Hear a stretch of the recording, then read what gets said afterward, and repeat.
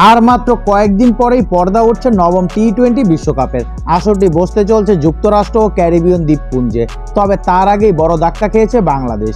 বিশ্বকাপের আগে কন্ডিশনের সঙ্গে মানিয়ে নিতে যুক্তরাষ্ট্রের সঙ্গে 3 ম্যাচের সিরিজ খেলছে টিম টাইগার্স। বাংলাদেশের টেস্ট পূর্বযুগে আইসিসি ট্রফিতে দুই দলের সাক্ষাৎ হলেও আন্তর্জাতিক ক্রিকেটে মঙ্গলবার প্রথম মুখোমুখি হয় তারা।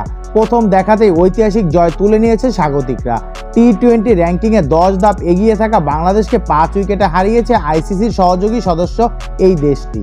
টপ অর্ডারে লিটন, শান্ত, সৌম্যদের ব্যর্থতার পর হৃদয়ের 47 বলে 58 রান এবং মাহমুদুল্লাহর 22 বলে 31 রানে মান বাঁচানো ইনিংসে টেনে টুনে 150 পেরোয় বাংলাদেশ।